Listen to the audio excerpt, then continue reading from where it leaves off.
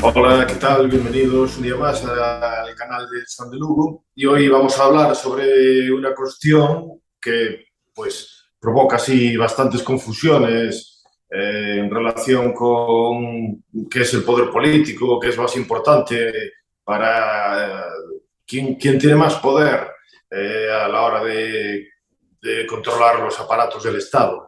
Y es la cuestión de si quien tiene el poder, por ejemplo, cuando hay gente que habla, sobre todo desde la izquierda, pero no solo desde la izquierda, también algunos autores o personas con tendencias conservadoras, cuando critican el capitalismo, pues hablan también de que las grandes empresas o las grandes corporaciones, que son las que controlan en última instancia las decisiones gubernamentales, y es una opinión que está así bastante generalizada, que mucha gente considera que son estas grandes empresas o los grandes capitalistas o los burgueses, según la corriente marxista, pues los que controlan el aparato del Estado. Y eso pues tiene que ver con la relación sobre si es más importante el hierro o el oro. Es decir, si es más importante para controlar el aparato del Estado tener el acceso a los recursos de violencia o a medios económicos. Eso por un lado. Luego hay otra cuestión que es, lo podríamos resumir con la frase, la pluma es más fuerte que la espada,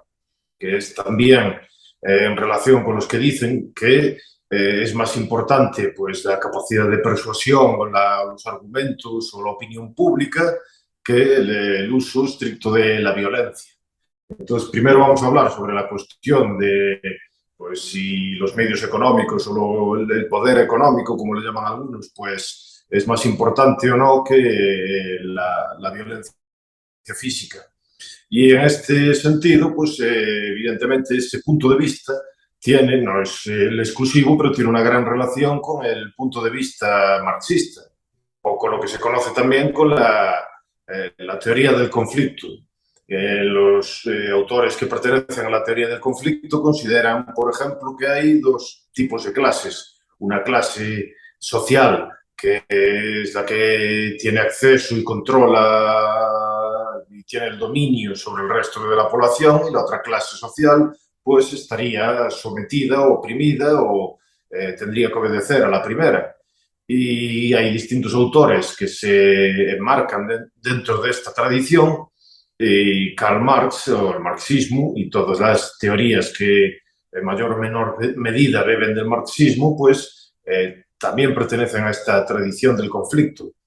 Pero una cuestión interesante es que mientras que otros autores centraban el conflicto en el uso de la violencia física, es decir, en la capacidad de tener armas o usarlas, el uso de la violencia directamente,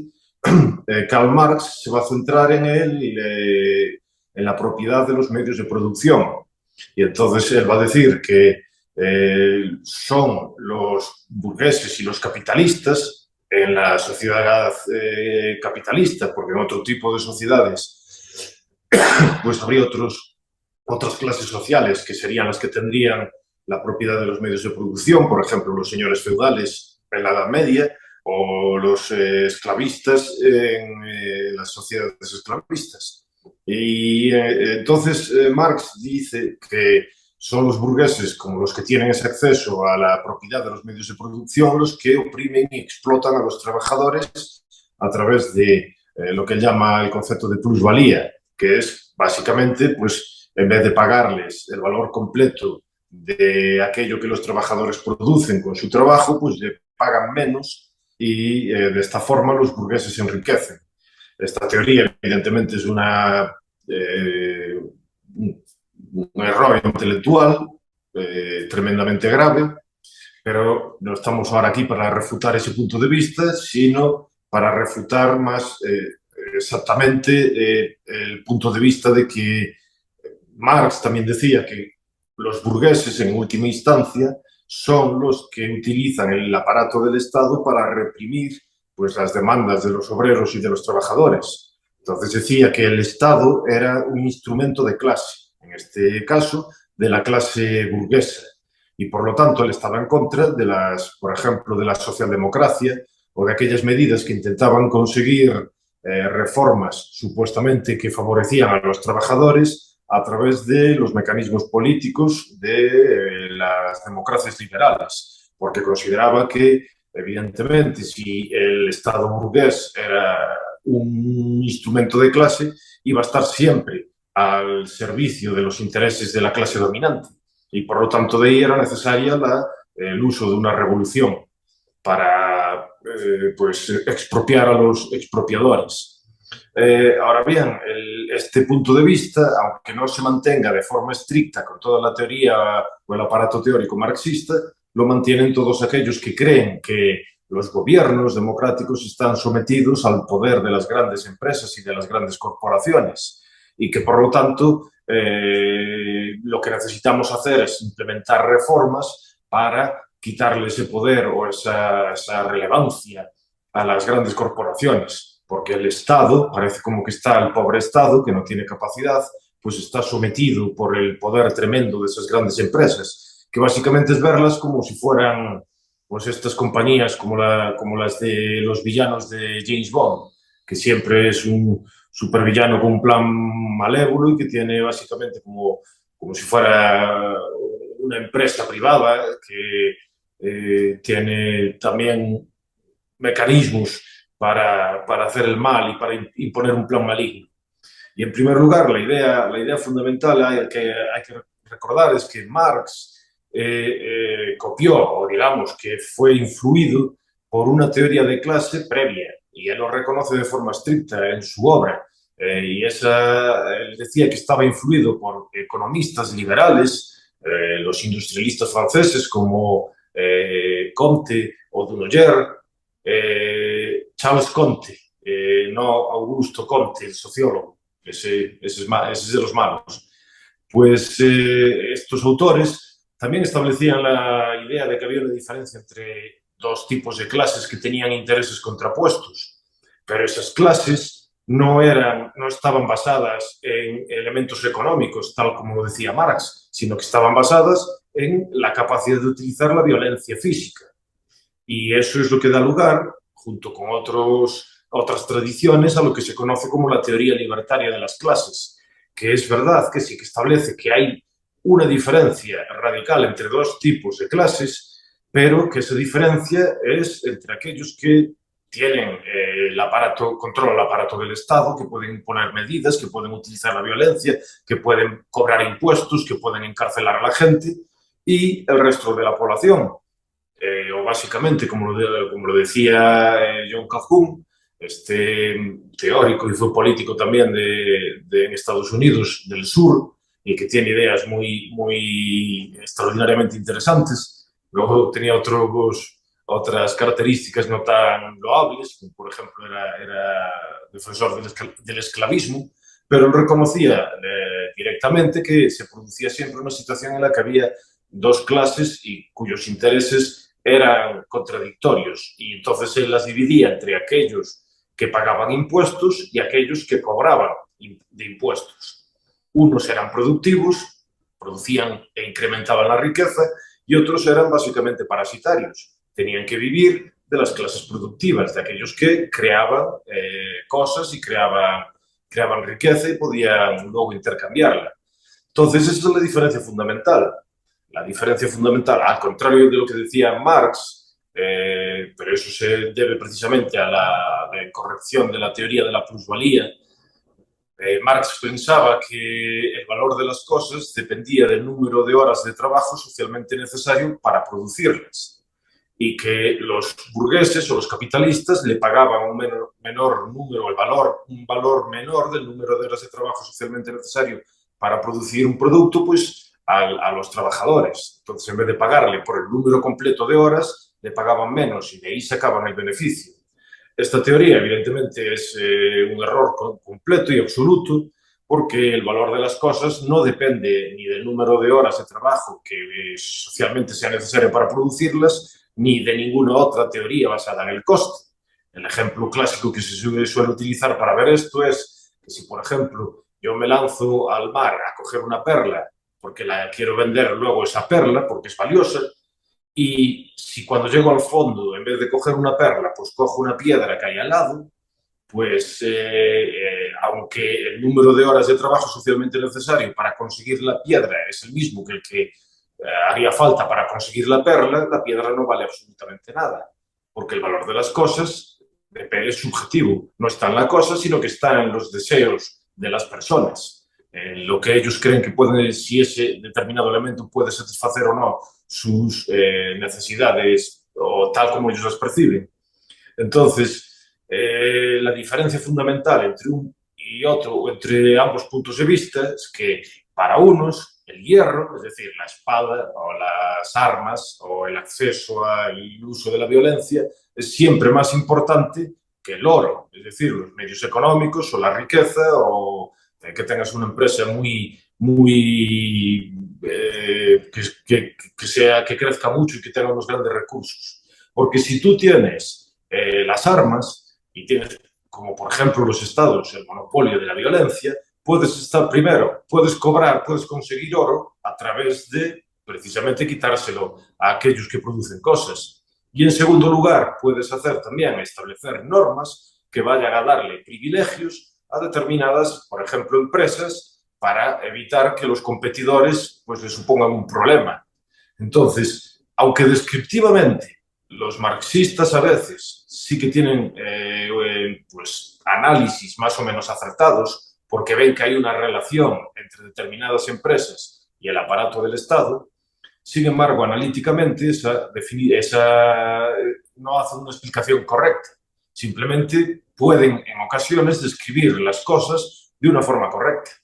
Y eso lo vemos, por ejemplo, es lo que nosotros llamamos, por ejemplo, el cronicapitalismo, el capitalismo de amiguetes o el corporativismo, que quiere decir que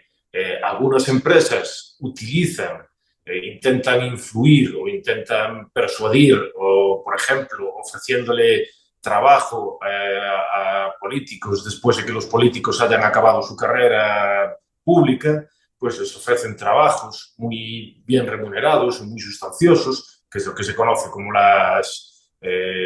puertas giratorias. Y a través de eso, pues pueden conseguir luego influencia política para que cuando se establezcan determinadas medidas públicas le favorezca a ellos y perjudique a los competidores. Entonces sí que se puede establecer una relación entre grandes empresas y los estados o los políticos o las fuerzas políticas en un determinado momento. Pero esa fuerza se establece de que, o esa relación se establece de que los estados tienen la capacidad de utilizar la fuerza física y la violencia, el monopolio supuestamente legítimo de la violencia, para imponer normas que luego van a ayudar o van a privilegiar a unos a expensas de otros. Entonces, esa es una parte fundamental para entender la diferencia. Tal como decía Mao Zedong, el poder siempre nace de la boca del fusil. Es decir, si tú tienes fusiles, pues puedes luego imponer medidas y esas medidas puedes conseguir quitarle recursos a otros y así consigues oro. Entonces, la idea de que las grandes empresas pues tienen poder siempre se basa en la capacidad que tengan de influir en los que al final van a utilizar la violencia. Y aquellos que tienen capacidad para utilizar la violencia siempre pueden pues, meter en la cárcel o cambiar las normas o utilizar otras estrategias de presión para, si cambian las cosas, para acabar con el poder ese supuestamente de las grandes empresas. Eso es lo que ocurrió, por ejemplo, en los años 80 en Estados Unidos. Había un personaje, un inversor en Wall Street, Michael Milken se llamaba, que tenía un gran poder económico, supuestamente. De hecho, en este individuo está basado el personaje de Gordon Gekko en Wall Street, el que dice que la codicia es buena. Pues por todo el poder económico que tenía este personaje, al final lo acabaron metiendo en la cárcel. Y lo metió en la cárcel, pues el aparato del Estado, que puede meter en la cárcel básicamente cualquier empresario que considere que ya no le sirven sus propósitos. Entonces, aunque es verdad que sí que hay una relación de muchas veces de interdependencia entre grandes empresas y los poderes públicos, los poderes públicos, al final, como son los que pueden poner las leyes, son los que pueden utilizar la fuerza y son los que pueden recaudar impuestos, en última instancia, son los que tienen el poder. Y las grandes empresas o las grandes corporaciones intentan persuadir, intentan influir o sobornar a aquellos que tienen esa capacidad, y de ahí se establecen pues esas relaciones de interdependencia. Por lo tanto, una cosa muy importante que hay que recordar es que en cuestiones de poder, la violencia o los fusiles o los medios de emplear el daño físico son el recurso esencial, el recurso fundamental. Y ese es uno de los grandes errores, por ejemplo, no solo de la izquierda, sino también de otras personas a las que no les gusta el capitalismo, porque en los casos en los que ocurren abusos o opresiones o injusticias provocadas por grandes empresas, en la mayor parte de esas situaciones se deben precisamente a que tienen privilegios otorgados por aquellos que establecen las normas y que tienen las pistolas, básicamente, hablando de una forma así muy simple.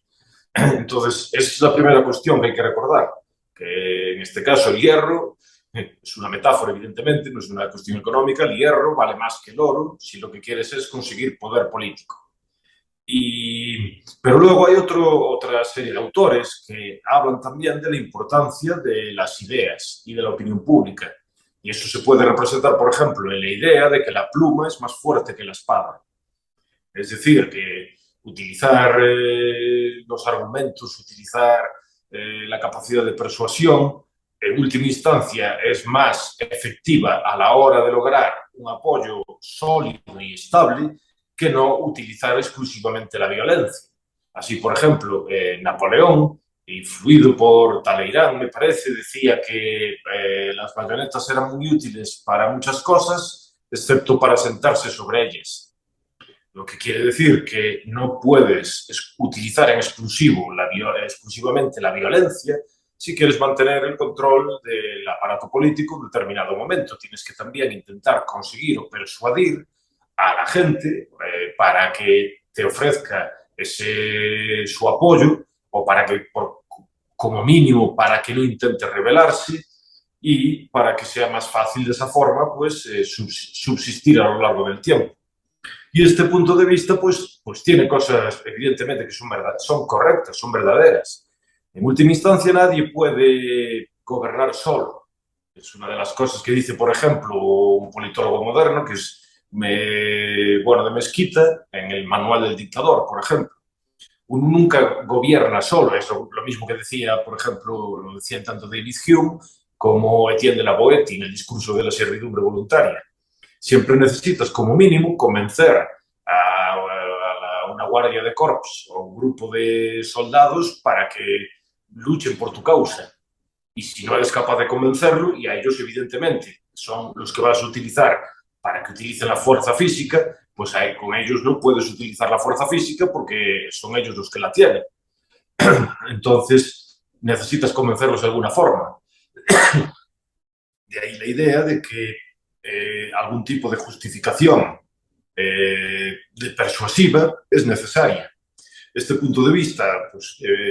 también tiene mucho que ver en relación con la idea de,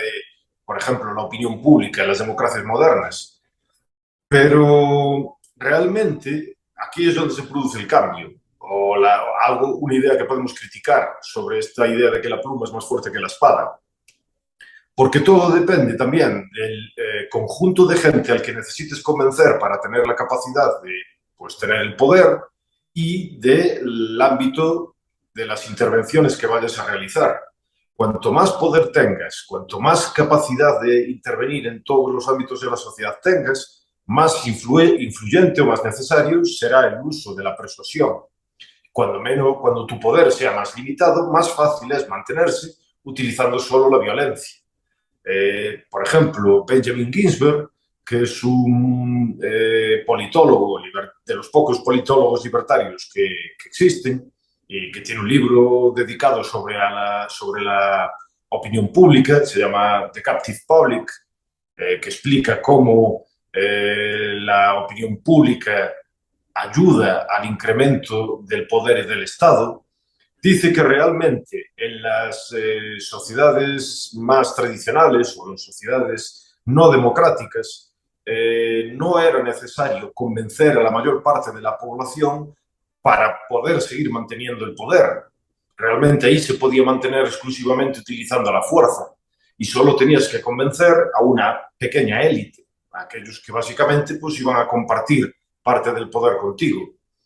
Y que la mayor parte de la gente, por ejemplo, en la Europa medieval, cuando concebía los poderes públicos, los concebía primero como algo opresivo, básicamente con la figura del recaudador de impuestos o del verdugo, y en segundo lugar como algo muy alejado. Porque en esas situaciones la estructura estatal, la estructura del Estado, era muy limitada, no podía intervenir sobre todas las cosas que se interviene, en las que se interviene actualmente. Y podía hacer eso precisamente porque como no estaba molestando continuamente, sino simplemente iba, básicamente iba, robaba y luego dejaba en paz a la gente. Entonces podía utilizar la violencia en casos de que hubiera revueltas o de que hubiese descontento social, pero estos casos tampoco eran tan habituales, porque normalmente tampoco la gente no tenía tampoco tanto tiempo como para dedicarle a esas cuestiones, entre otras cosas porque tenía que estar trabajando la mayor parte de su tiempo para poder sobrevivir. Entonces, es verdad que las estructuras políticas podían utilizar la violencia, pero intervenían y tenían un control sobre la sociedad infinitamente menor del que tienen las sociedades modernas, las sociedades democráticas. Entonces, Ginsberg dice que cuando tú tienes una sociedad democrática en la que tienes, por ejemplo, sufragio universal, en este caso sí que es importante que la opinión pública, convencer a la gente de que estás trabajando por su bien, pero a la vez vas a incrementar de una forma extraordinaria el tamaño y el poder del Estado. Porque, por ejemplo, en muchas reformas en las que se incrementó la gente a la que podía votar, cuando se aumentó el sufragio, por ejemplo, se hizo el sufragio universal masculino, fue en muchas circunstancias relacionadas con esfuerzos bélicos. Cuando había, por ejemplo, guerras, en la Primera Guerra Mundial, se hacía a la vez reclutamiento obligatorio, pero para compensar ese reclutamiento obligatorio después se ofrecía la capacidad de votar para compensarlos por enviarlos a la guerra. Y de esa forma, los estados modernos fueron incrementando la capacidad de actuar porque en principio se creía que el Estado iba a estar sometido a la opinión de las masas. Y entonces las masas iban a ver beneficiadas. Entonces, al verse beneficiadas, al pensar que como dependen de las medidas, van a depender de los votos de la gente común y corriente, entonces el Estado va a estar sometido a las necesidades de la gente común y corriente. Y eso hace que cuando se incrementa la capacidad de actuar en determinados, muchos más ámbitos de la esfera social, la resistencia sea mucho menor. Cuando, por ejemplo, en la Edad Media los reyes hacían determinadas guerras o otro tipo de medidas, esas guerras, esas políticas se veían como políticas exclusivas del rey, que le beneficiaban a él, pero que no estaban pensadas para el bien de todos y cada uno de los ciudadanos. Sin embargo, cuando ahora las políticas democráticas o las políticas públicas de los estados democráticos se intentan justificar, se justifican diciendo sí, que están hechas para el bien de todos. Entonces, la resistencia tiende a ser menor, porque mucha gente se cree esa idea. Entonces resulta que por un lado tenemos la idea de que es más importante la opinión pública, pero también ayuda a incrementar el poder del Estado. Y luego tenemos la idea de que precisamente como ahora los estados tienen mucho mayor acceso a recursos, son infinitamente más poderosos de lo que fueron en el pasado, pueden utilizar también esos recursos para manipular la opinión pública. Y esto tiene relación con la idea que hablábamos antes, la capacidad, por ejemplo, para establecer regulaciones o establecer determinados lazos de interdependencia, por ejemplo, con los medios de comunicación. Entonces, si tú tienes por un lado todos esos recursos, puedes establecer leyes y puedes privilegiar a unos medios de comunicación en relación con otros, tienes una mucha mayor capacidad para controlar esa opinión pública y para hacer pasar la opinión pública, o digamos publicada, la opinión que transmiten los medios de comunicación como una imagen general y objetiva de la información que existe sobre los acontecimientos que están sucediendo en el mundo. Cuando en realidad lo que puede o que está ocurriendo es que restringes y seleccionas de una forma terriblemente deliberada cuáles van a ser las opiniones que son permisibles, cuáles son las personas que pueden transmitir esas opiniones y cómo se pueden transmitir esas opiniones. Entonces, la opinión pública realmente no es ese ámbito de discusión y de deliberación donde tenemos acceso a muchos canales de información, sino que incluso habiendo muchos canales de información, hay un gran control de aquello que se puede y no se puede decir. Y eso explica en gran medida por qué las democracias occidentales, incluso aunque no sean tan violentas o tan autoritarias como otro tipo de regímenes, la información está tremendamente sometida al control y a la vigilancia de los poderes públicos. Y eso creo que desde mi punto de vista, es algo que se está viendo de una forma cada vez más clara en cómo se afrontan gran parte de los problemas que se consideran más importantes en relación con las medidas públicas y con